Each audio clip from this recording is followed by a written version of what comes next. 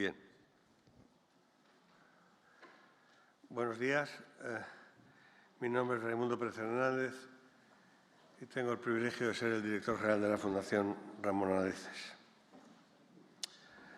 en nombre de cuyo patronato, de su dirección y de todos nosotros, le damos la más cordial bienvenida a todos ustedes, empezando por el señor embajador de la India en España, siguiendo por el presidente de la Fundación Consejo España-India y el presidente del Observatorio Research Foundation.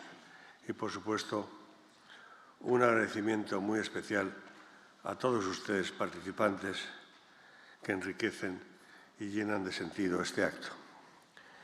India Matters, Maritime Security, Governance and Commerce in the Indo-Pacífico. Bueno, se me ocurre contestar que India Matters and India Matters a lot. La Fundación Ramón Areces, que es una fundación fundamentalmente de ADN científico y que se dedica fundamentalmente a financiar proyectos de investigación, a conceder becas a ciudadanos españoles para estudiar en el extranjero y a diseminar, en la medida en que puede, el conocimiento científico y cultural, está ampliando un poco su radio de acción y su proyección y está adentrándose en el campo de las relaciones internacionales, de la geopolítica y de todo aquello, todas aquellas tendencias que están marcando la configuración del mundo hoy. Eso es lo que nos da la carta de legitimación para trabajar en estos temas hoy.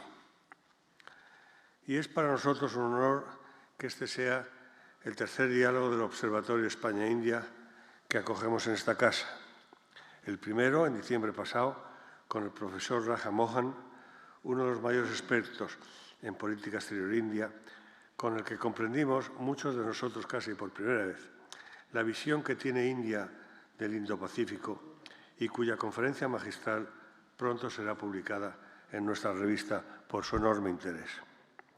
El segundo fue la semana pasada, con la presencia de la Fundación de Richard Tibbles, embajador en misión especial de la Unión Europea para el Indo-Pacífico, y David Greenrose, representante de la iniciativa europea Global Gateway.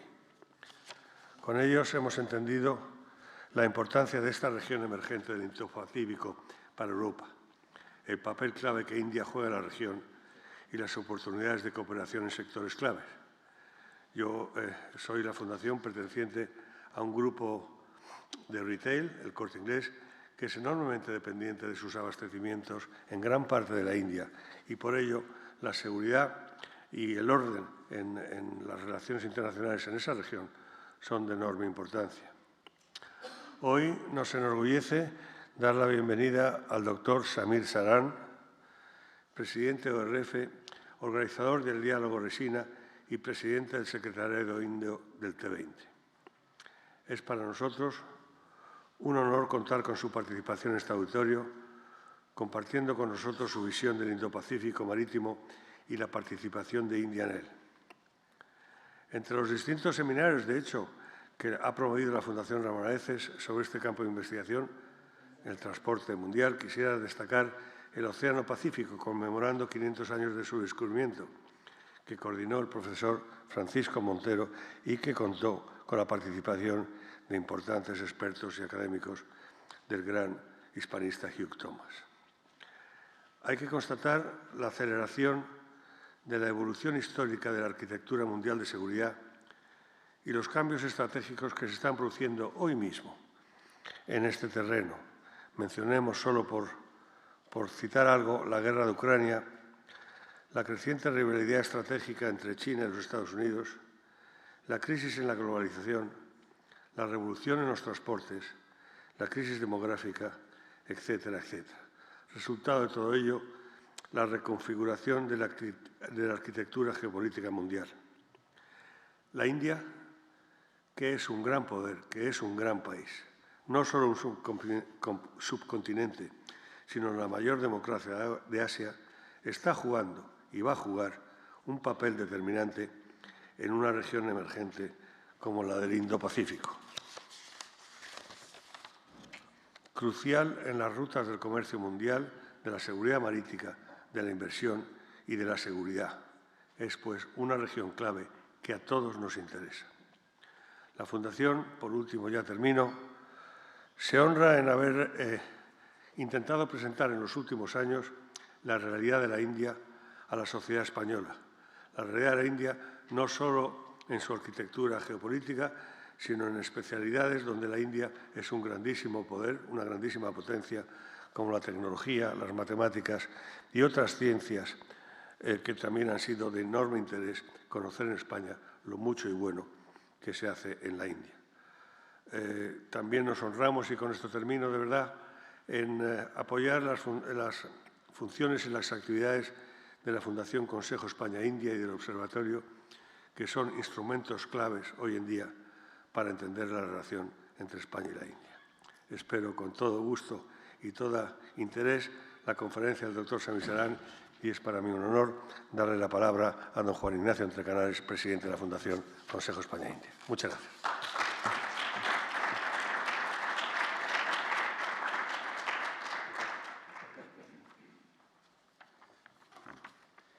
Intentaré ser breve porque siempre que salgo a agradecer, lo cual es de buena educación. Y empiezo pues dando las gracias al director de la Fundación, al doctor Samir Saran del Observer Research Foundation, al subdirector general de Planes y Relaciones Internacionales, contraalmirante don Juan Bautista Pérez Puig, por estar aquí, al embajador de la India, como siempre apoyándonos, y a distinguidos miembros del cuerpo diplomático acreditado en España. Quería agradecer, como he dicho, a la Fundación Ramón Areces. Me encanta agradecer sobre todo a los patronos de la Fundación, como a la Fundación Ramón Areces y al Instituto de Empresa, que son hoy colaboradores y coorganizadores en el caso del Instituto de Empresa, de la agenda del doctor Saran, y en el caso de la Fundación Areces, que siempre nos acoge, recientemente la semana pasada, o también con el Observatorio. Es para nosotros un honor que este diálogo sea considerado como un evento en los márgenes del T20. Colaboramos con el T20, la red de centros de pensamiento y expertos de alto nivel que desarrolla recomendaciones para el G20, las actividades de España, del doctor Saran, quien es también el presidente del Secretariado del T20 en el marco de la Presidencia India del G20. También contamos, como he dicho al principio, con el subdirector general para Planes y Relaciones Internacionales, el contraalmirante Juan Bautista Pérez Puig, a quien quisiera agradecer especialmente su intervención en la inauguración ahora. Al embajador Paindak ya le he agradecido, es clave, y sobre todo pues quería dar la bienvenida al doctor Saran, bienvenido a Madrid. Es para nosotros un verdadero honor contar con su participación en una actividad del Observatorio España-India. Venimos de estar reunidos arriba y hemos tenido una reunión de un fantástico nivel. El conocimiento que tiene de la India y la importancia estratégica del Indo-Pacífico y de los retos de la transformación digital y sostenible le convierte en uno de los más relevantes expertos para tratar un asunto de tanta actualidad y relevancia. Entonces, estoy seguro que gracias al doctor Saran vamos a comprender cuál es la relevancia del Indo-Pacífico y por qué India importa cuando hablamos de esta región clave en nuestro futuro. La programación del Observatorio España-India, ya lo ha comentado Raimundo, tiene un objetivo durante este año de profundizar en la cooperación indo-española, y ya hemos tenido reunión aquí hace unas semanas con Raja Mohan, con Richard Tiplets y David Ringrose, donde analizamos la visión india y europea del Indo-Pacífico. Y permítame terminar ofreciendo unos datos para entender la importancia presente y futura de la región. El Indo-Pacífico alberga el 65% de los océanos del mundo, el 60% de la población mundial, el 50% del comercio marítimo y el 40% del PIB mundial. 18 de las 30 ciudades más pobladas del mundo se encuentran en el Indo-Pacífico, una región que, según las previsiones, será la que más contribuya al crecimiento mundial en los próximos 30 años. En 2030, el Indo-Pacífico albergará 3 de las 5 principales economías mundiales y 2.400 millones de nuevos miembros de clase media. Doctor Saran, vamos a escucharle con mucha atención.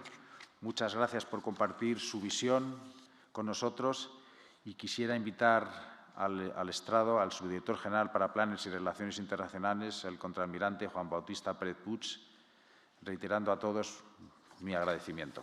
Muchas gracias.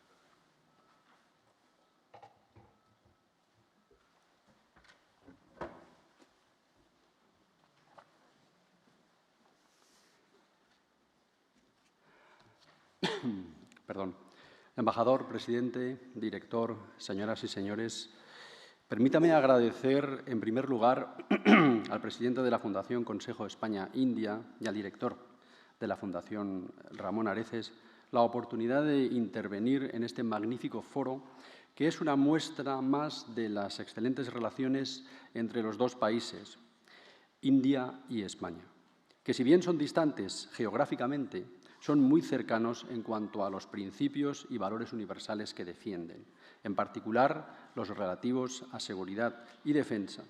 Como muestra, nada más señalar la magnífica contribución que mano a mano la India y España tienen desde hace más de 15 años colaborando en el sector este de la misión de Naciones Unidas UNIFIL, promoviendo la paz en el Líbano. Para comenzar, con solo echar un vistazo a la Estrategia de Seguridad Nacional Española del año 2021, ya vemos que el Indo-Pacífico aparece como una pieza clave para la seguridad internacional, que además experimenta una creciente competición geopolítica. Por su parte, la Unión Europea considera al Indo-Pacífico como el nuevo centro de la competición global. La estabilidad y la seguridad en la región es crítica para los intereses de la Unión, incluyendo los directamente relacionados con la seguridad y gobernanza marítimas. No en vano, el pasado 16 de septiembre del año 2021, la Unión Europea aprobó la Estrategia para la Cooperación con el Indo-Pacífico, manifestando su interés por crecer en la región, construyendo partenariados para reforzar el orden internacional basado en reglas. Por otra parte, la Alianza Atlántica recoge en su recién estrenado Concepto Estratégico de Madrid la importancia que, para la seguridad euroatlántica, tiene el desarrollo de los conflictos en la región, motivo por el que la Alianza se esfuerza en potenciar el diálogo y la cooperación con los partenariados de la región, como por ejemplo el AP4, que forman Japón, Australia, Nueva Zelanda y Corea del Sur. Todas estas consideraciones, que aparecen repetidamente en la Estrategia de Seguridad Nacional, Brújula Estratégica o Concepto Estratégico, vienen motivadas por la deriva de China como actor claramente implicado en las tensiones regionales de la zona. Su prevista implicación en el futuro de la región y, en particular, en el aspecto de seguridad y defensa, ha provocado la atención europea para apoyar el multilateralismo y el respeto a los derechos humanos. No obstante, con independencia del rival sistémico que supone China para Europa, su colaboración es necesaria, imprescindible, para resolver los asuntos de alcance global, como por ejemplo el cambio climático o el energético, por no hablar de la cooperación y la relación comercial que la Unión Europea tiene con la India. Por eso, con la China. Por eso la Unión Europea siempre tiene una mano tendida hacia China. Sin embargo, echemos un vistazo a la zona a la que nos estamos refiriendo, cuya importancia se ve reflejada en estas estrategias que acabo de añadir de la Unión Europea, la Alianza Atlántica o España. En el área del Indo-Pacífico, se enmarcan unos 36 países del planeta. En la región se concentra, ya se ha dicho, más de la mitad de la población mundial y se sitúan los 4 países con los que la Unión Europea tiene una mayor relación comercial, a saber, India, China, Japón y Corea del Sur. 7 de los miembros del G20 están en la zona y, además, 7 de los presupuestos de defensa mayores del planeta están también en la zona. Una región que, incluso con China, es multilateralista de nacimiento, con un peso específico muy elevado en las organizaciones internacionales. Por citar algunas, la ASEAN, el Quad, AUKUS o el AP4, donde los partenariados son la base que cohesiona una de las zonas más amplias y diversas del planeta. En este escenario, la India es ya el país más poblado del mundo, superando los 1.400 millones de habitantes, que cuenta con el tercer mayor presupuesto de defensa y, además, es una potencia nuclear. Sin duda, la India es un jugador estratégico de gran relevancia no solo en el Indo-Pacífico, me atrevería a decir que a nivel mundial. Pero ¿por qué la Unión Europea tiene una estrategia para cooperar en el Indo-Pacífico? Bueno, pues la Unión Europea, y España con ella, ha considerado esencial reforzar la cooperación con la región de los países, de la región del Indo-Pacífico, con objeto de apoyar la consolidación del orden internacional basado en reglas y el respeto a los derechos humanos, en un entorno estable para un comercio internacional. Todos estos factores son críticos para la seguridad de la Unión y la de sus Estados miembros. Para implementar esta estrategia, la Unión busca partenariados robustos con los países y las organizaciones internacionales de la región.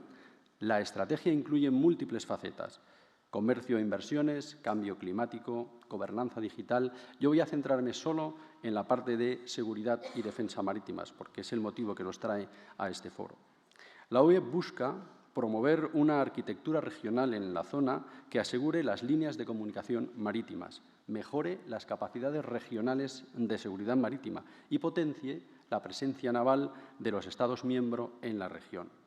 Una parte importante de estos objetivos ya se consigue con la política común y seguridad de defensa y las misiones y operaciones que la Unión Europea ya despliega en el Indo-Pacífico.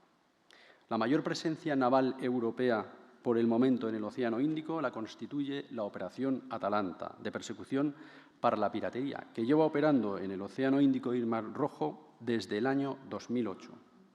Esta operación ha protegido más de 2.100 buques del Programa Mundial de Alimentos y, tras detener y transferir a las autoridades judiciales sobre 171 sospechosos de piratería, ha reducido de 202 el número de ataques en el año 2011 a los 0 de la actualidad.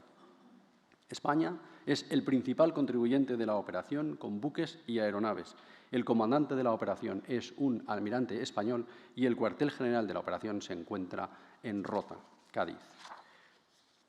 Pero además de cumplir su objetivo, la Operación Atalanta permite un amplio abanico de colaboraciones con países y organismos de la región como India, Japón o Djibouti, por citar solo algunos de ellos. La Unión Europea ha ido más allá. Por eso, recientemente ha aumentado el compromiso con el Indo-Pacífico, poniendo en marcha, para el Índico noroccidental, de momento, la iniciativa de presencias marítimas coordinadas, una iniciativa de diplomacia de defensa cuyo objetivo es potenciar la seguridad y, en particular, la seguridad marítima, primero en las costas del Índico y con voluntad de crecer hacia el Pacífico. Además de las misiones y operaciones, la Unión Europea se ha focalizado en la construcción de capacidades marítimas, como CRIMARIO, el acrónimo de las rutas marítimas críticas en el Indo-Pacífico. Una iniciativa establecida en el año 2015 con el objetivo de potenciar el conocimiento del entorno marítimo mediante la difusión de información marítima, adiestramiento y construcción de capacidades de seguridad marítima.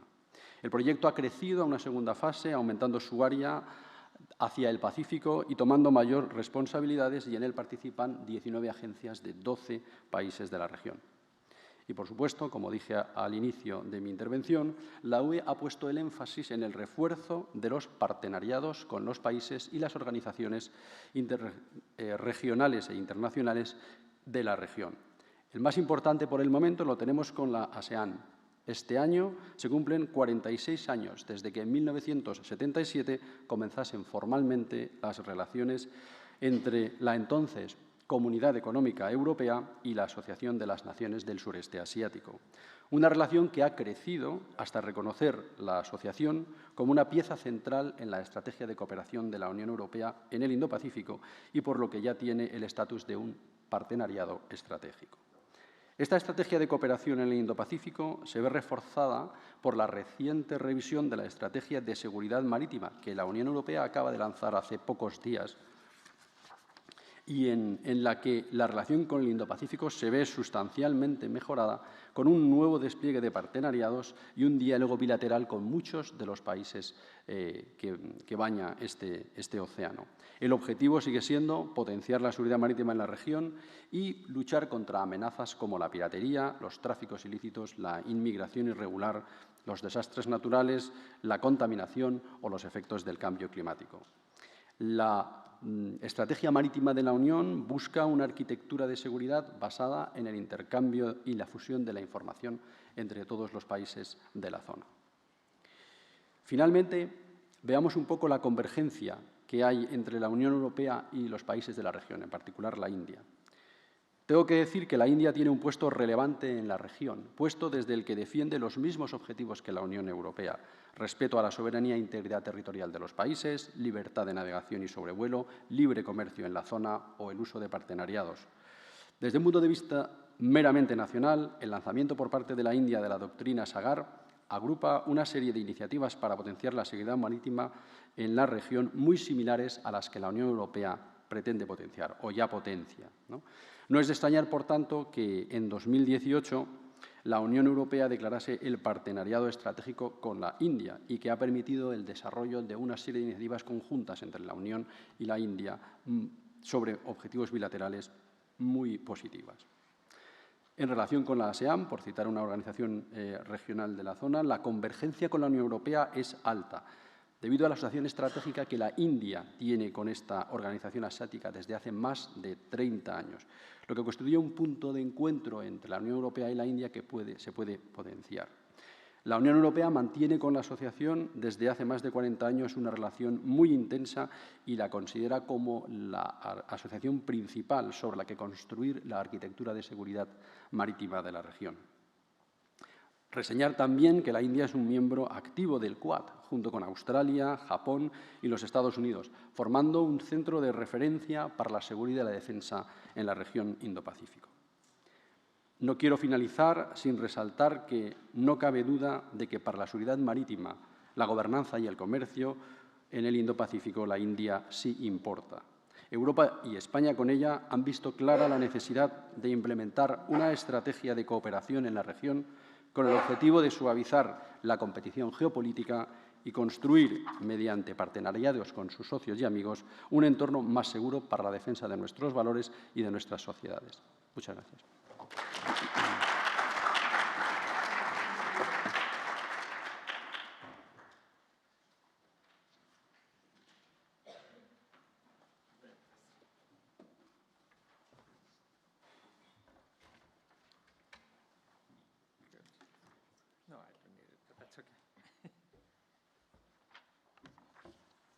Thank you very much. I've got the honor of introducing Samir Saran to the audience. But before I introduce Samir, who's an old friend, I wanted to thank the Fundación Ramón Areces and also the Spain-India Foundation and the Observatory for the wonderful work we have been doing in the last few months in introducing a large amount of concepts about India to Spain. There is a lot we can do together. And here I want to take on something which Samir said yesterday. He said, today global relations do not depend on geography. You can have relations across the world. Earlier, relations were constrained by geography. Today, geography is not an indication. And the world is moving to the Indo-Pacific. And Spain, for a large part of its history, had always been trying to reach the Indo-Pacific. They went about it the wrong way around, but that's okay. They still reached the Indo-Pacific. And you are an Indo-Pacific power. You were in Philippines for a long time. And it was Magellan, not really Magellan, but Elcano, who went around the world, was the first person from Europe who actually went through the Indo-Pacific and came back. So in a sense, Spain has a historical legacy of being part of that. And I'm very, very glad that people in Spain are now understanding the importance of the Indo-Pacific and seeing what you can do.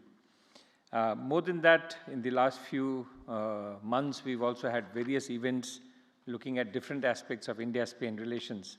It's not as if we are not doing much. I've come here today after spending last 2 weeks having an Indian submarine visit Cadiz.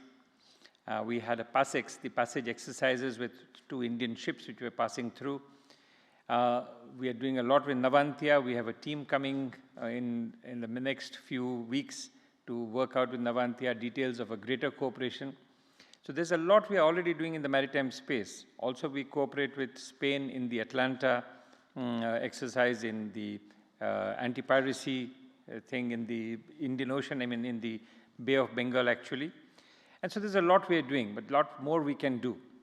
And so I'm glad that we are doing all this to introduce India to Spain. And no more better person than my friend Samir Saran, who's come here to talk about the Indo-Pacific. I have a big list of his biodata, but I'm not going to go through his biodata because it doesn't do him credit. He is much more than just his biodata. He is a man who is at the center of whatever is happening in the world today. So whether you look at global governance issues, you look at climate change issues, security issues, and even on the Indian foreign policy. Sometimes I believe that even we practitioners of the Indian foreign policy after 35 years have still a lot to learn from what Samir says. So I'm looking ahead to listening to what he does. You can see his biodata online, or probably all of you will have a copy of it. But what Samir brings to the table is an ability to look at things with a 360-degree angle. He looks at it from all aspects. He's a man who sits with everybody.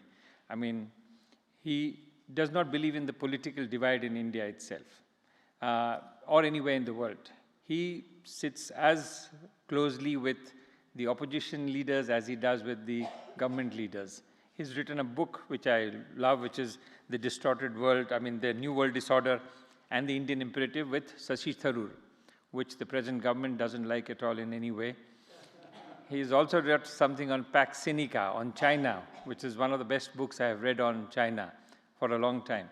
And so I'm delighted that he is here today, following a series of other speakers, to be able to speak freely to us about what India really looks for in global governance, in maritime security, in the Indo-Pacific, what are India's policies and priorities, and what they should be. Sometimes we as diplomats are constrained by our jobs to not be able to tell whatever we need to say. But I'm really looking forward, and I'm sure you will enjoy listening to what Samir says in today's program. Thank you very much.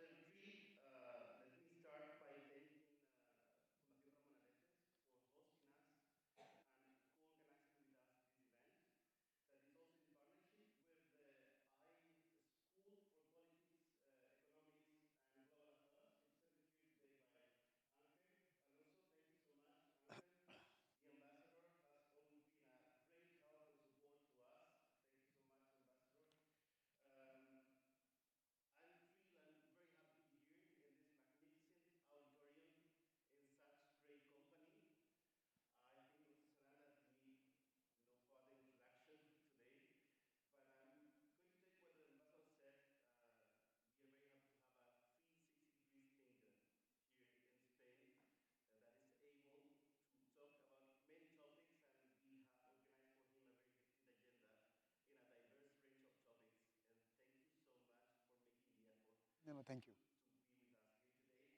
Let me introduce you all to Dr. Amaya Sanchez-Carricelo. She is an analyst in charge of the South Asia portfolio at the Union Institute for Security Studies. Dr. Amaya is a graduate of Georgetown University and completed her PhD at the School of Oriental and African Studies at the University of London. Her PhD research culminated in her first book, Building States, Building Peace, Global and Regional Involvement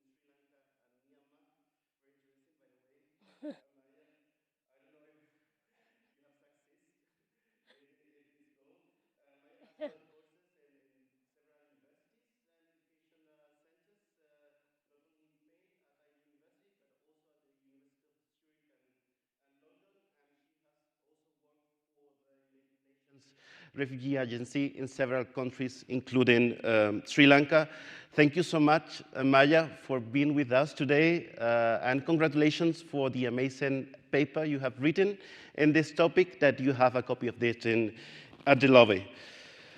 We will be in a conversation with Dr. Saran for, I would say, roughly 40 minutes. Then we will open the floor to the audience if you want to contribute to this dialogue. Today we have this amazing topic, India Matters, Maritime Security, Governance and Commerce in the Indo-Pacific. But Dr. Saran, let me start with a topic that might be connected but not fully related with the maritime domain in the Indo-Pacific. You have successfully created the 2023 Raisina Dialogue hosted by the Indian External Affairs Ministry, but also by the Observatory Foundation that you chair.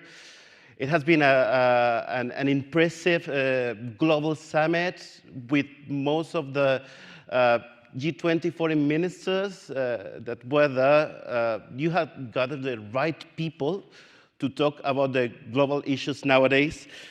I would like to know what are the main takeaways from those sessions you had 2 weeks ago? Oh, that's easy. We had 100 conversations, different conversations, panels, roundtables.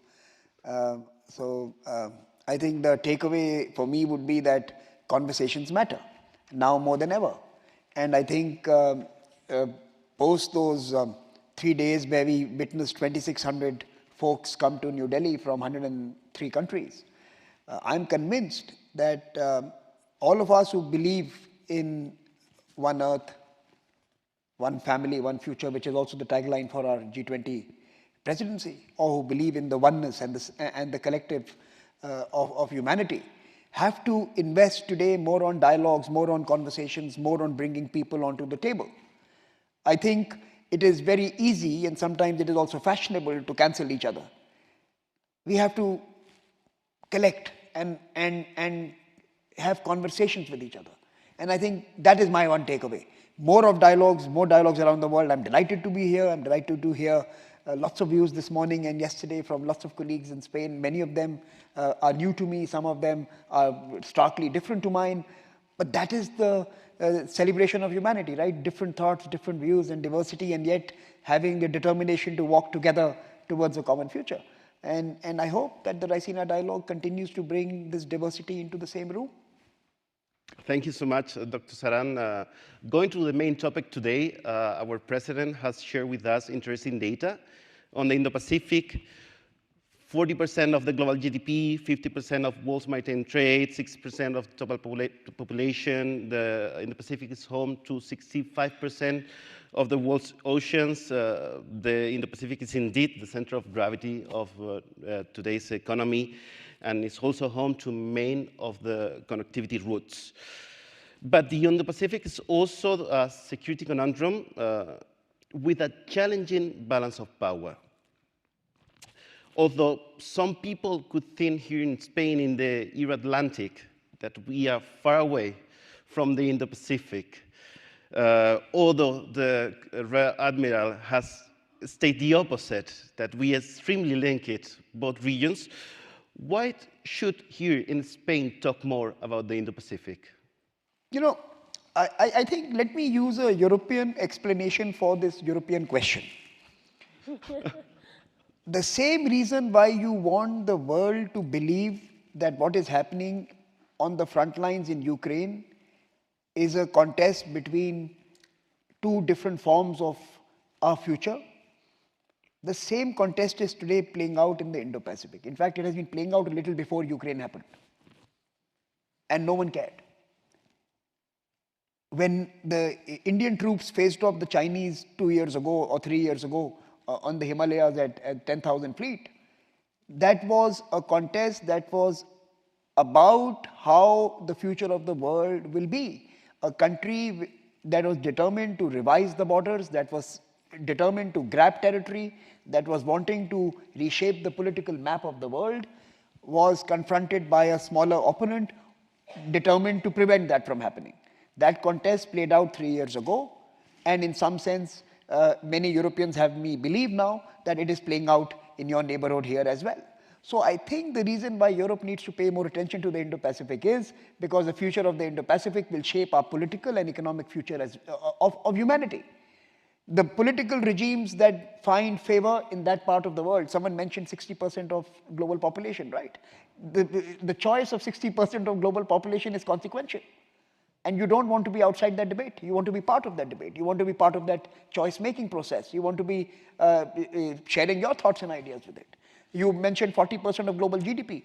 It's 40% of global GDP now. But every decade we see that increase by 10%. And then you're going to see that 2/3 of global GDP is also going to be in that part of the world in the coming 2.5 decades. And then suddenly you realize that if you want an economic future, you have to engage with that region once again. So your political future is dependent on the region, your economic future is dependent on the region, and the third and most important, the planetary future is dependent on that region. The climate battles are not going to be fought in Europe. You have already polluted the world, you have nothing more to do. We have to clean the mess. Now, who is going to clean the mess? The cleaning is happening in that part of the world. If 1/3 of future emissions have to be prevented, India has to go green. You have to participate in that endeavor. The Indian green transition story is a global public good. India's, or for that matter, most of the emerging world in that part of the world. And I'm just using India as an example, but I'm saying, so our planetary future, our economic future, our political future is not going to be dependent on just what happens within Europe or inside your countries. The largest battleground for our future happens to be now the Indo-Pacific, and I say battle not in terms of war, I say battle in terms of ideology, ideas, directions of economic trajectory, choices we make, etc. So Indo-Pacific is the front line for the future. And you will have to be at that front line if you have to cross over and shape the future. And therefore, all of you must take that region seriously. You must invest in that region. I'm glad Spain is already apprised of its importance and is engaging deeply. And I welcome you all to come and partner with countries in that region to share, in many ways, seek perspectives from those who are deeply tied to that region. And that's why Indo-Pacific matters.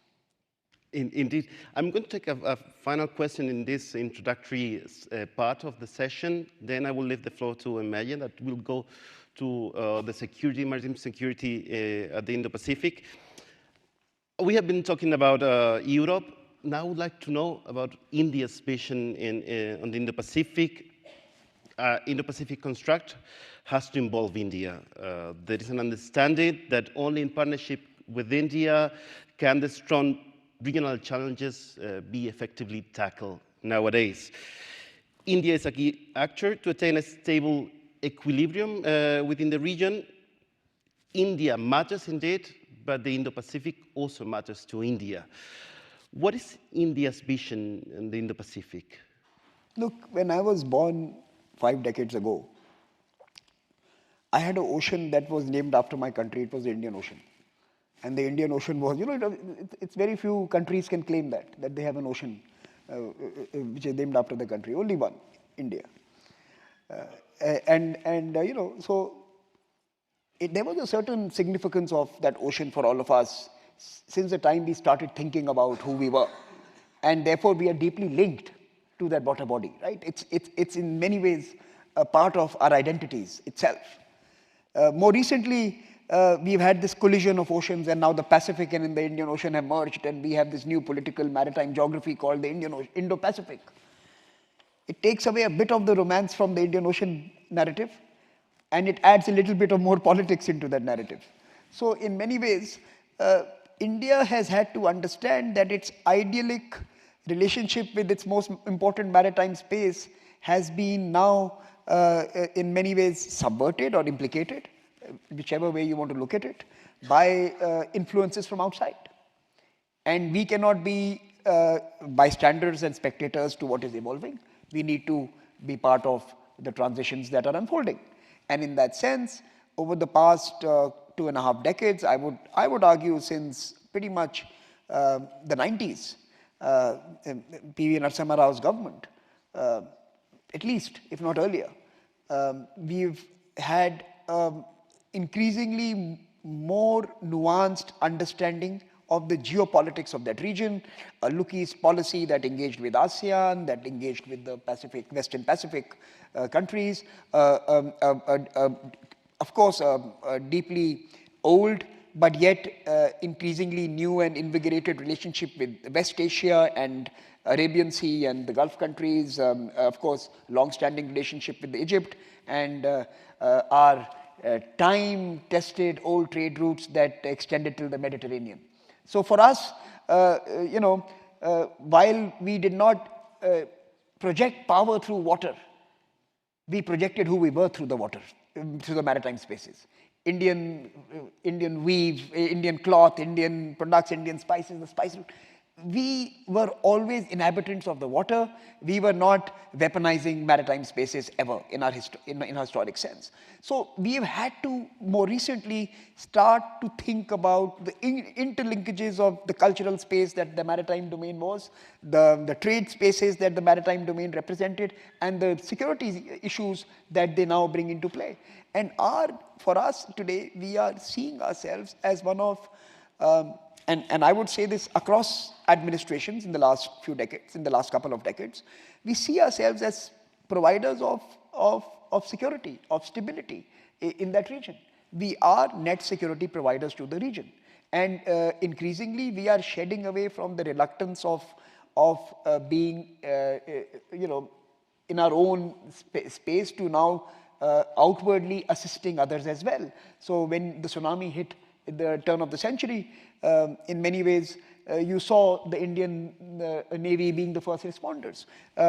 Today, crises after crises caused by European countries and America, whether it is in Yemen, whether it is in Afghanistan, whether it is in other parts of the Middle East, you see India there to evacuate people based on the issues that others may have created. We are providers of assistance, of relief, of security to that particular region. And there is a new mindset where we are looking at investing in capabilities that can continue to serve that region. That is on the security element. But as our economy grows, we are also now becoming a notable economic actor. And in the coming days, we are going to be one of the most significant providers of economic partnerships and assistance to lots of countries, and I can name a list of countries who we have helped out in the recent past. You mentioned China in introducing her, Sri Lanka, sorry, that's a Freudian slip. Sri Lanka,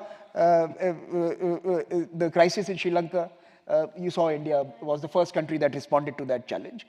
We have done that in the past with Maldives and other neighbors as well. Of course, Afghanistan was a key beneficiary of India for many, many years. So India is also going to be providing a lot of economic assistance to the countries in the days ahead. It is also going to be providing solutions, because more important than just the monetary support, it is equally important to have solutions that others can embrace. So whether it is our green story, whether it is our technology stories, whether it is the digital public infrastructure that we are building up, all of them are available to all our partners in that region who are very similarly placed in terms of their economic situations, and like us, very young, aspirational, and likely to be the most important generation for shaping the future.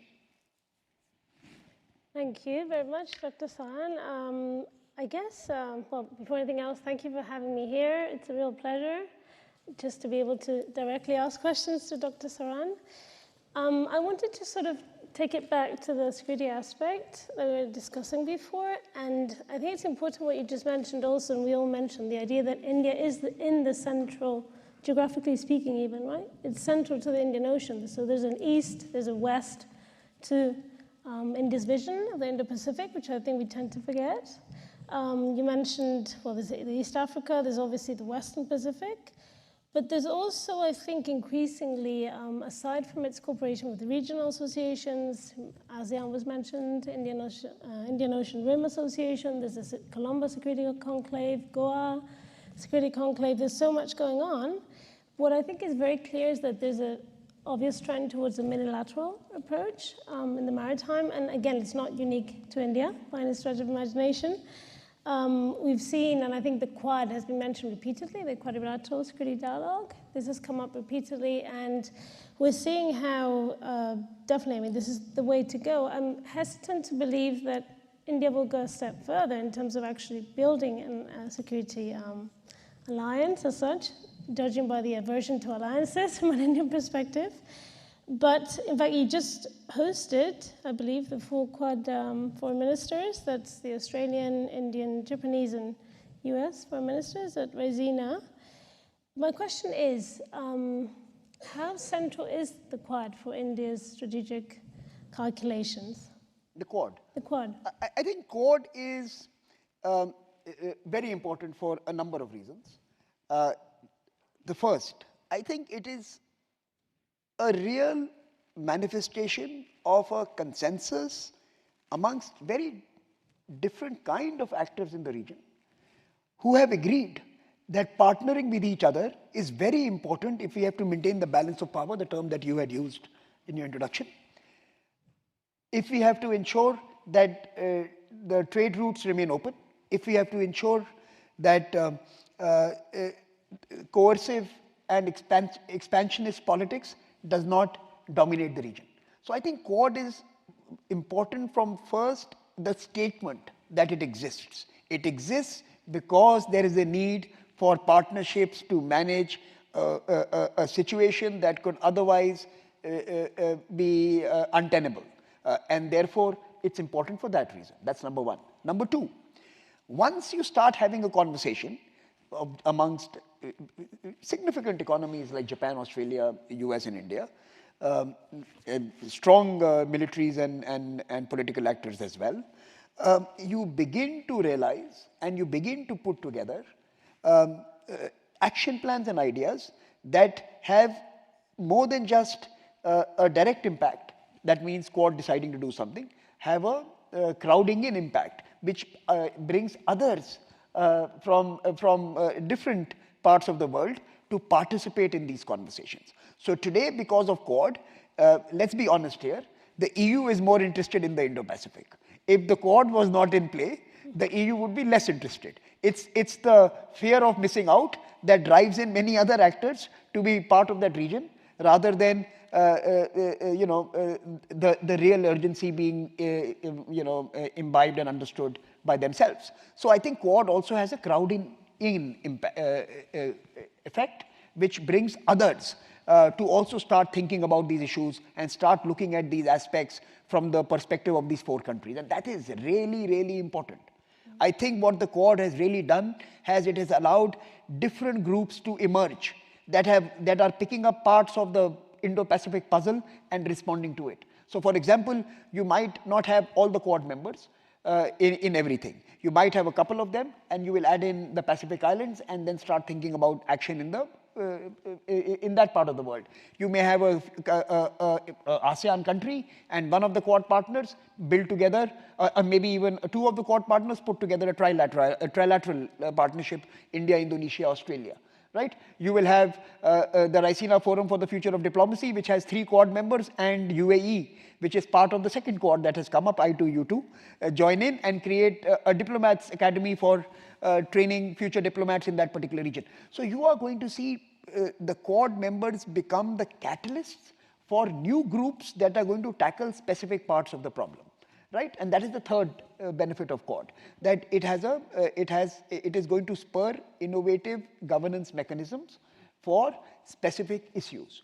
So everyone is not going to necessarily each of the Quad member is not going to be as invested in all aspects of what the Indo-Pacific wants.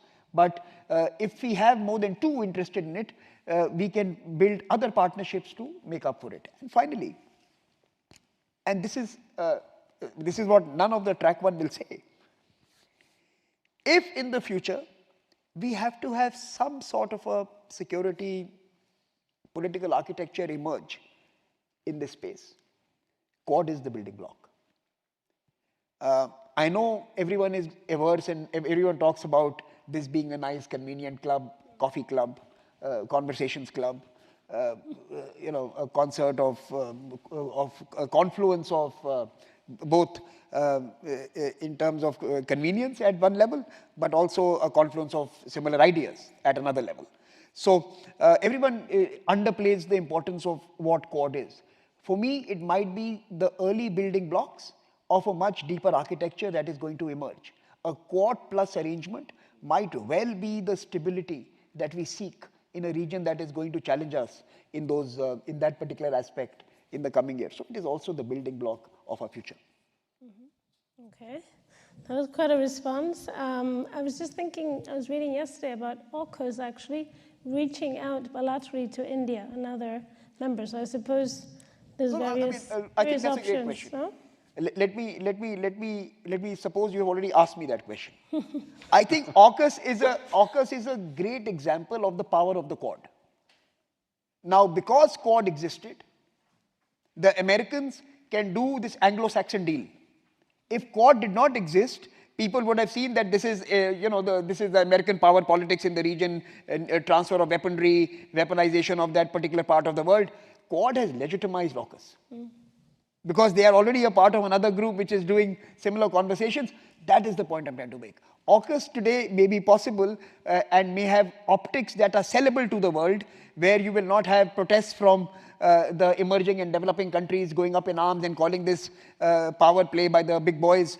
It is because the Quad exists. So AUKUS is a consequence of the existence of Quad, is one of my ideas that I have been trying to grapple with.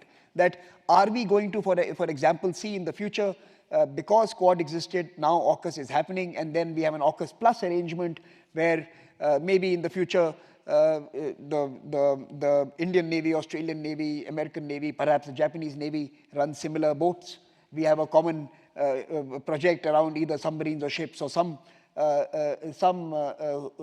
common vessel that could be a showcase of partnership. So I think it opens up the possibility, it opens up the landscape of partnership. And it kind of breaks the shibboleth, the 20th century divides. We will not transfer technology to these countries. We will not create the partnership with certain countries. It destroys those rigid positions of the 20th century. Quad is a flexibility mechanism to do much more and deeper work together in the future. It's also, I mean, the agenda is ever expanding, right? So it's growing massively. We heard about it in Delhi, actually. So going back to your idea of not missing out, which I liked, this idea of investing in naval expenditure, also India being home, obviously, to the Indian Ocean, you mentioned it before as well, the net security provider, also first responder in the region.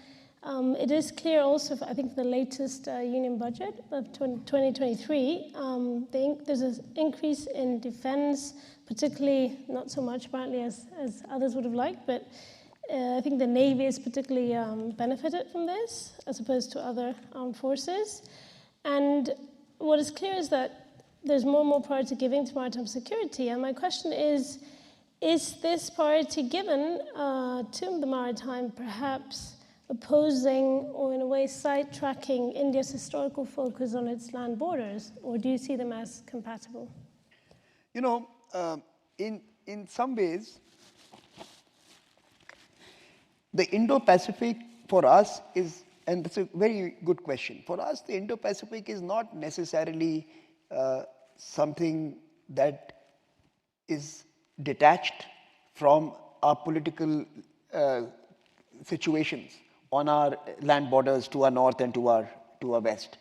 For us, the challenge with China may have emanated from the Himalayas, but it is going to find a new manifestation in the waters of the Indo-Pacific. So if I need to keep up my guard and to prevent bad behavior from the dragon, the new frontier is going to be maritime. I am going to have to build up my capacities to keep the dragon at bay, because their expansion of the PLA Navy is outstanding. You know, look at the rate, what they have done, right? Now, if you are a person looking at numbers, you could applaud them. But if you are a neighbor with whom you have a testy relationship, it will compel us and force us to have to respond to it. And we have to build capabilities on the waters to keep them at bay. And in many ways, the Himalayan conflict is going to have a new maritime dimension. I will not be able to keep the Chinese, at bay in the mountains unless I have the capabilities to deter them at sea.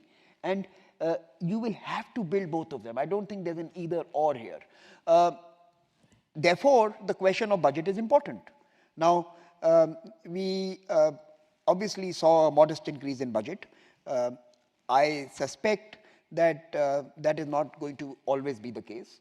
I generally estimate that as we move from $3.5 to $5 trillion in GDP, we are going to see a significant bump up in our defense spending, both in terms of acquisition of new weapon systems and new capabilities, but also refurbishing and rejuvenating our old ones. But post that particular, perhaps at $5 trillion, we are looking at a $100 billion defense budget, right? Approximately 2% of GDP. That's what everyone talks about. But post that particular phase of our growth, from $5 to $10 trillion, I think you're going to see a qualitative difference in what we do with our defense capabilities. I think over the next, this particular, in the 2020s, it's the decade of development. We have to focus on our SDGs, we have to focus on climate response, we have to focus on our economic questions. But our neighbors are going to force us to have to divert some of our resources in meeting up to the challenges they pose to us. And I see in the next 4 to 5 years a sea change in the way we organize and invest in our defense capabilities. Post 2025, you might see a very different Indian defense architecture and capability framework. Okay, thank you for that. You mentioned the dragon, and this leads me to my next question, actually. I also wanted to say what I'm engaging more and more in the sort of Indian policy, and I suppose also on the government front, is this idea of the two-front challenge. So Pakistan, China, which was not the case historically. It was always this kind of core focus on Pakistan, which is really interesting. And so mentioning the dragon, which you did, obviously the militarization of China, its penetration of the Indian Ocean, not just militarily speaking, but also economically. I mean, there's for a while now, this idea of the string of pearls surrounding India, the idea of the dual military use of its ports, commercially and for civilian and military purposes. China is definitely, as we know, a very contentious actor in the Indo-Pacific, particularly in the South China Sea, which had serious issues and disputes with other Southeast Asian countries. So the question for you today, is what is India's perception of China today, and whether you think, is it just about competition? Is there any scope for cooperation?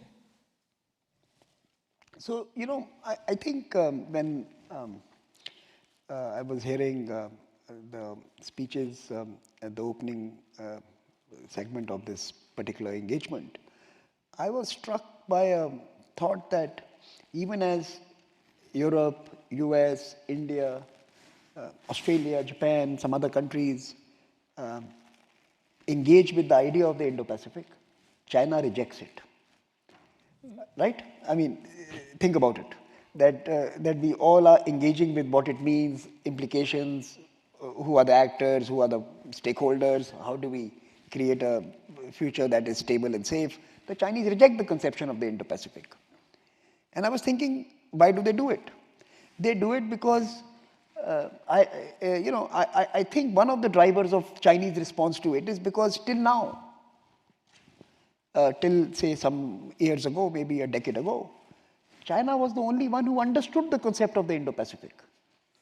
In fact, if you look at their expansive, exclusionary Belt and Road Initiative, that is the Indo-Pacific, that is the Chinese geographical mapping of the Indo-Pacific. From their military bases to their economic investments, to their debt diplomacy, to their economic development partnership programs, you would see that while all of us talk about the Indo-Pacific, China is the only country that has put both treasure and effort, military effort, in making its presence felt in this entire region. So they are more prolific and more present than all of us put together in that particular region today. They're a big actor. And that's why perhaps they reject our conception of the Indo-Pacific, because they already have theirs. And they call it by their own different labels and terms. But underlying that Chinese engagement with the region is a philosophical position. That philosophical position is that we will reject a unipolar world that America dominates, but we want to defend a unipolar Asia that China scripts and architects. So China has a very clear position on how it sees the world of the future. It sees a world of the future with a few poles, where, of course, China is one of those key poles. And it sees an Asia where it is the only pole. So a unipolar Asia and a multipolar world is the Chinese world order. And this is problematic for a country like India or for any other country in that region. So our assessment is based first on the Chinese proposition, which is undemocratic and exclusionary. The second, our assessment is based on the fact that the Chinese have repeatedly sought to undermine our territorial integrity. Most recently in 2020, but it has also happened in the past. And yet, unlike some other actors in different parts of the world, we have not taken a binary position that they are cancelled. I won't talk to them. Until everything becomes good, I'm not going to be seen with them. Because we are proximate powers. Neighbors. We are neighbors. Yeah. We don't have the luxury of distance. And we cannot indulge in any proxy wars through third countries. We have to solve our own problem and we have to have a conversation. And we've been doing that despite the conflict that happened 3 years ago. That conversation goes on. In the meantime, our trade continues to grow. Even as we have seen large movement of manufacturing units out of China into India. Even that is happening. So there is an economic contest and economic engagement occurring at the same time. So it would be very difficult to label the relationship as being either acrimonious or agnostic or embracive. It is everything at the same time. We have to be politically muscular to rebuff Chinese political intent. We have to be economically nimble to benefit from Chinese economic engagement. And we have to be principled in our rejection of China's imagination of what the future of Asia and the future of the world will look like. So the relationship assessment is based at these three levels. Political and security, economics and trade, and philosophical and imaginative. That what is our future going to be, and there we disagree with them, fundamentally disagree with them, right? So this is the sum and substance. But in simple English, if you were to ask a policymaker in Brussels, what do you want your relationship with China to be today? They would say, let's make lots of money from the Chinese economy and let's make them agree to European values.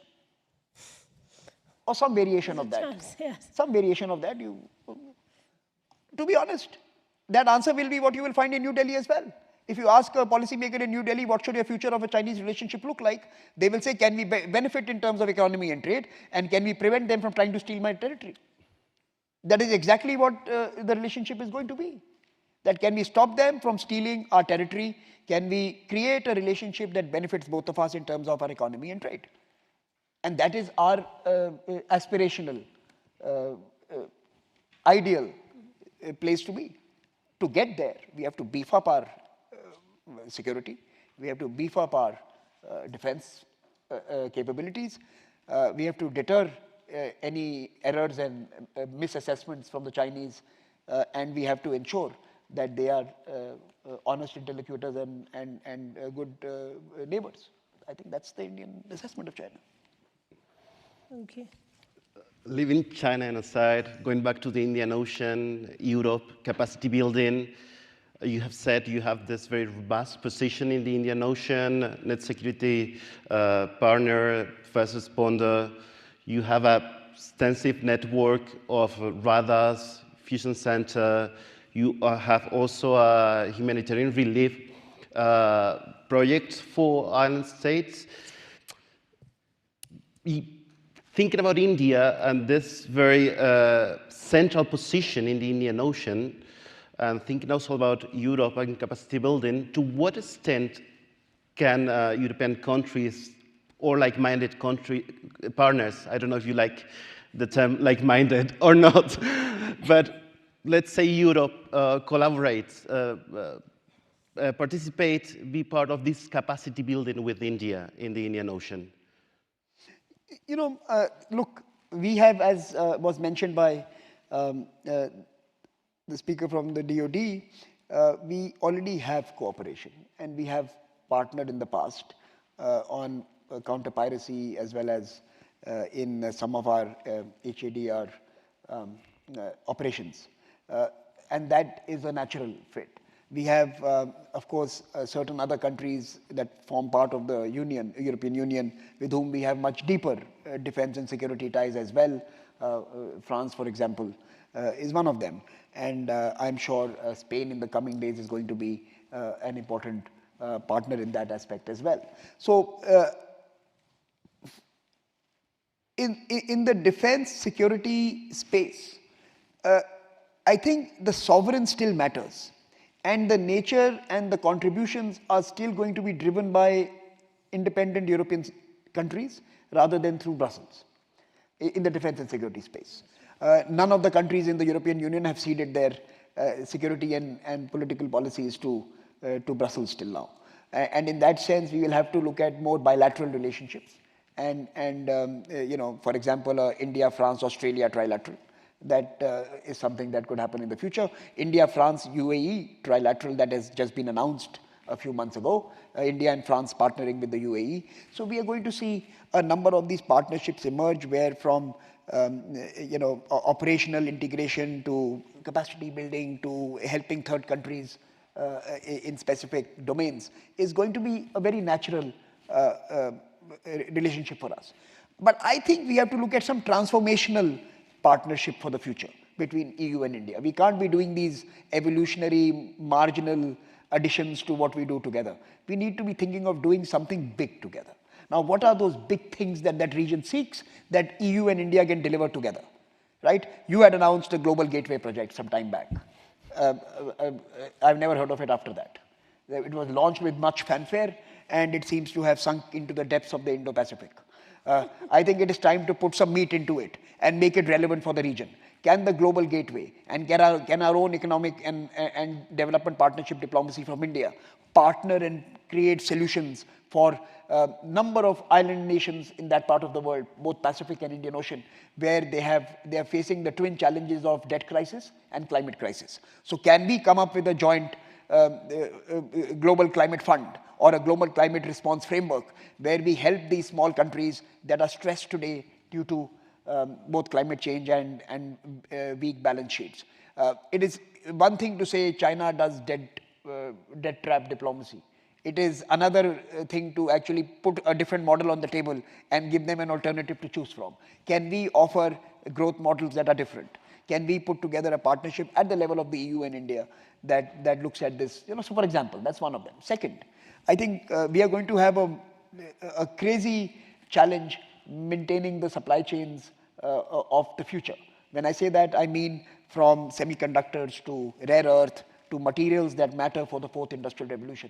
I mean, what happens if you have, you know, Vietnam, Taiwan, that part of the world today is literally the hub for everything we need for our digital lives. What happens if there is a conflict there or someone decides to choke the movement of goods there, right? So we need to create resilience and diversify sources. We need to build external capabilities outside of that region, which could actually become the new Malacca Strait in a digital age, you know. So we have to, again, think about building resilient supply chains for the future. Can India and EU be thinking about that? Can we come up with joint projects where we work towards? And by the way, we could also partner with the Quad on that. Quad has that as one of their agenda items. So can the EU join the Quad and look at some of these aspects as well? So I think we have to stop playing at the margins. I think EU and India are doing modestly well. Our growth is lower than the growth rate of our economy, and that is not good.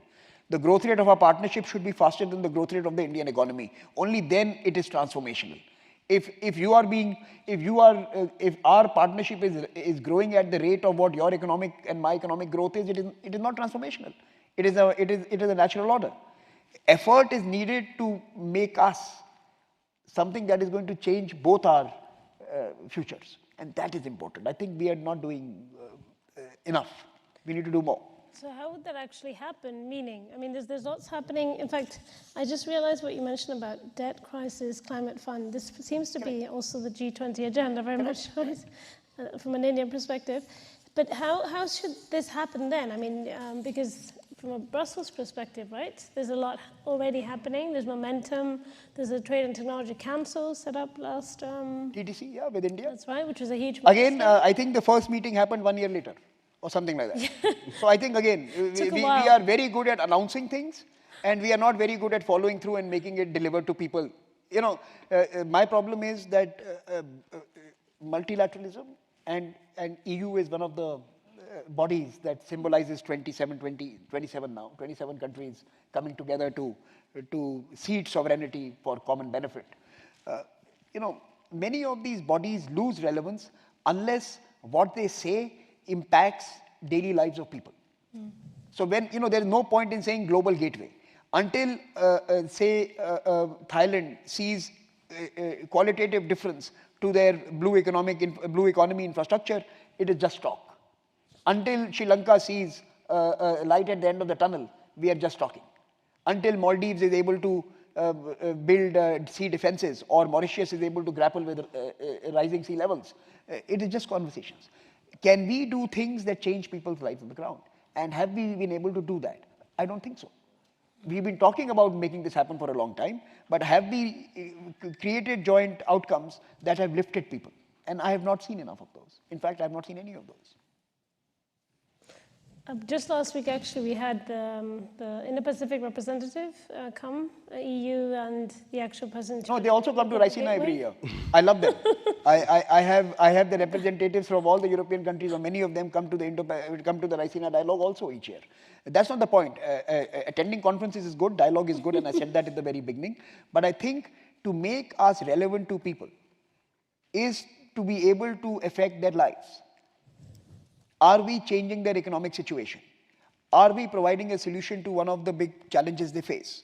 And if India and EU partner together and are honest about achieving this, I'm sure we can do transformational work together.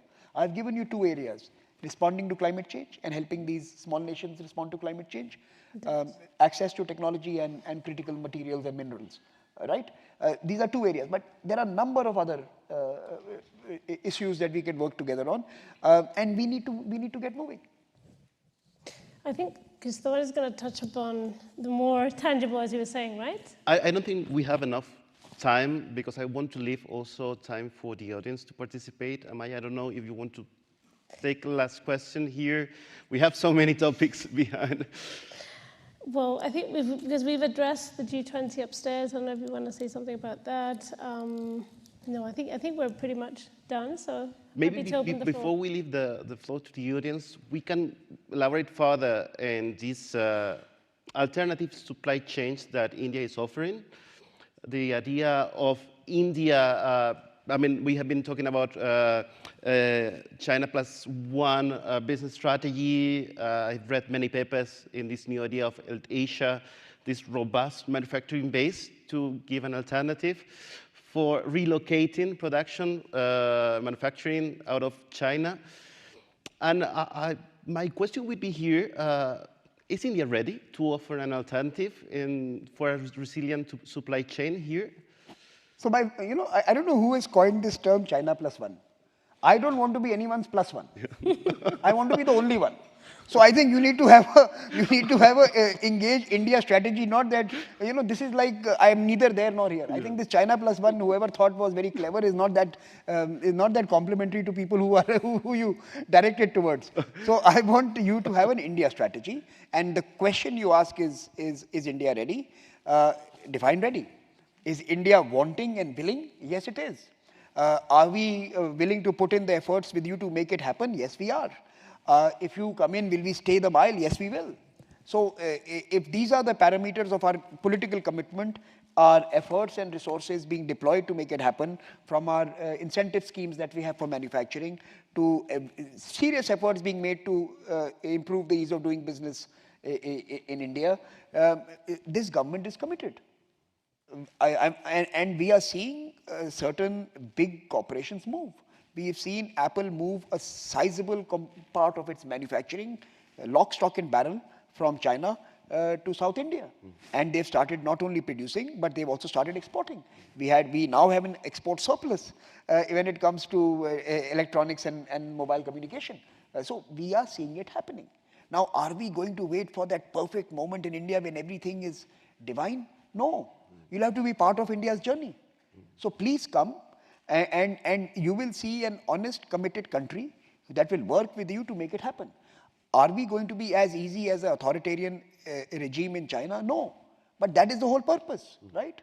You don't want us to be like China.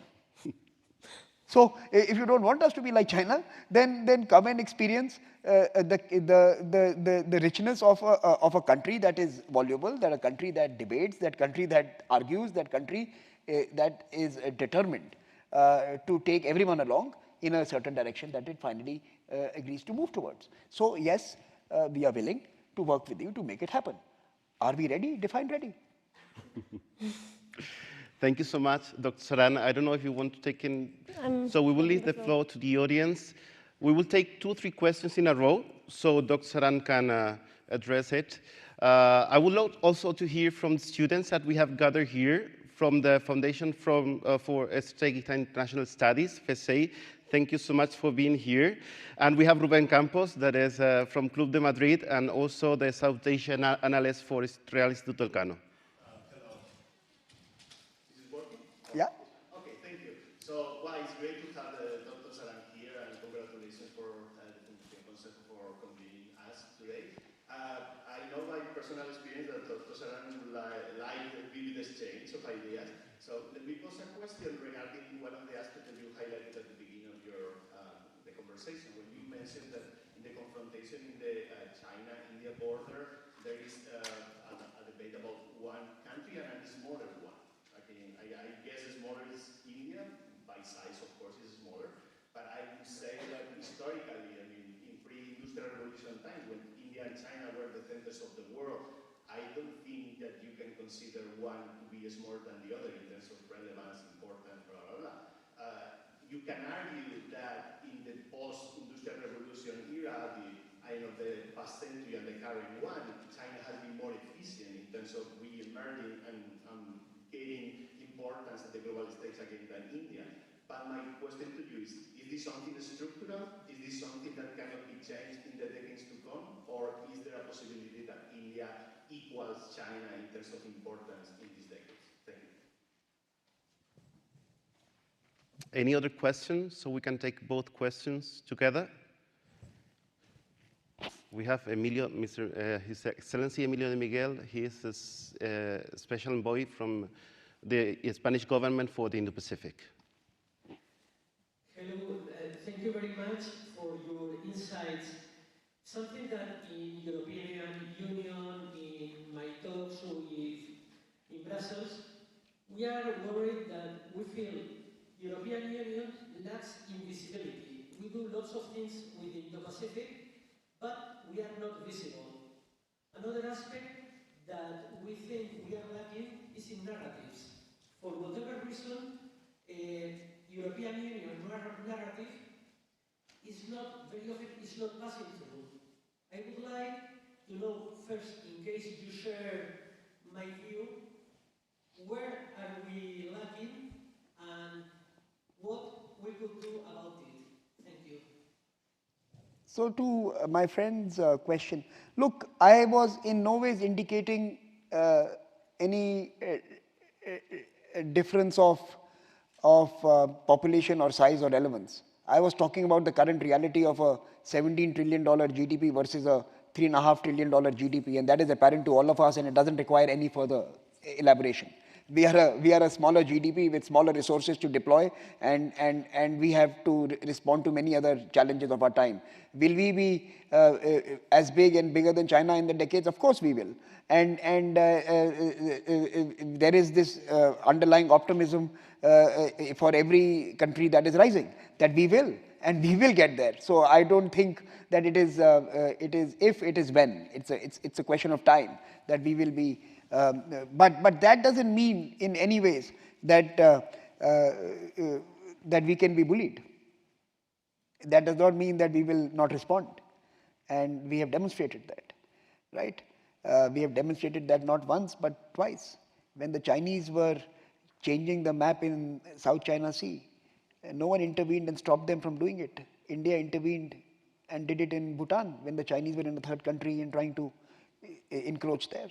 We did it again on our borders. So this was the first loss of life on both sides after many decades. But we will hold our line, and we will do it at cost, certainly. But we will do it because it is absolutely vital to our integrity and to our existence. And don't take it any less likely than any conflict that happens in Europe. And that is my point. That we have this ability to diminish what happens at a distance and exaggerate what happens in proximity. But that is not how the world works. For me, what is happening in Himalayas is far more significant than what is happening in Ukraine. And no one can tell me otherwise. Distance matters, geography matters. And we must understand this. That's why we must be empathetic. And that's why I like what my foreign minister said and what the Chancellor of Germany repeated. That Europe's problems are the world's problems, or the world's problems are not Europe's problems. And that's the point I was trying to make. That what happened to solidarity? What happened to the defense of democracy when that happened 3 years ago? And now we are trying to sell a current conflict as being this virtuous fight to defend some ideals of freedom and liberty. So I think we need to right-size both events and actors. And for us, they are neither a 100-pound gorilla nor a insignificant neighbor. They are somewhere in between, and we have to deal with China in its true sense and true form. On your question, look, some European countries do very well with narratives. Like, for example, France, right? And they are both liked and disliked in that region because of the French narrative. Now, Brussels is a different beast. I think ideas go to Brussels to die. Right? So in a dynamic world and in a fast-changing security landscape, that's why I made the point that perhaps it is the independent countries with whom we need to build relationships. Because it is neither fast-moving nor very imaginative. Right? So that's the point I'm making. But some countries are doing perfectly fine in terms of projecting themselves. And by the way, I think EU and I, by the way, I'm a firm believer in the importance of for example, Spain and India to partner for what I call the Western front of the Indo-Pacific, from the Arabian Sea to the Mediterranean. This is going to be the next choke point. When the materials that matter will have to move through the Suez Canal and someone will have a veto over the movement, it will destroy our economies. We have to ensure that the Mediterranean and the passage and the Arabian Sea remain free and open. And there is a role for Italy, for Spain, and for other Mediterranean powers to partner in this project of the Western Indo-Pacific, to partner with the countries in the Gulf and the Middle East and East Africa. I think there is an architecture that needs to be built, and I think countries have a role there. Any other question? We have one question there, the final one for this session.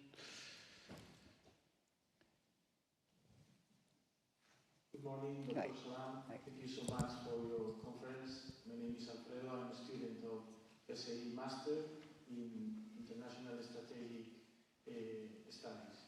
I would like to ask you how is going to be the impact of the new diplomacy approach between Iran and Saudi Arabia in this Inter-Pacific area. Last one? Okay. And we'll okay, good. Last one. So, look, I think it's significant. I will not hold my breath. I will first wait for it to happen. There is many a slip between the cup and the lip. So let it happen, let it unfold. I think we have to give it. Let's not put too much pressure on the parties. Let them sort this out. But if this happens, it could really transform that region. It could change the politics and economics of that region dramatically, from trade routes to pipelines, to new markets, to economic vibrancy beyond fossil fuels. We could see significant changes if this was to go through. And you have to applaud the vision of the leadership in Saudi Arabia and Iran for even walking down this road. This was considered by many in their own countries sacrilege a few years ago. And they're now making it happen. Now, if it happens, I think this could be one of the best news for global politics, which has only heard bad news in recent times. So I think this is good development if it happens. And generally, what we are seeing, the deal between Israel and the Abraham Accords and the new UAE, the new Saudi Arabia, the new leadership there, their determination to be a modern state, challenging some of their dogmas. I think Middle East is transforming at a rapid clip, and I think is one of the bright spots in the global landscape today. But fingers crossed. Let's wait it happen. Let's wait for it to happen. So thank you so much, Dr. Saran. I don't know if Amaya, you want to add anything? No, I just want to say I'm glad to end on a positive note. After we had our session upstairs about the decaying multilateralism, at least there's a bright spot, so that's good news. Thank you so much, Dr. Saran. It's having a fruitful and very enriching conversation. Thank you to all participants. And we hope you have a good memory of your visit to Madrid. Yes, and we hope to welcome you very soon here. Thank you. Thank you so much. Thank you.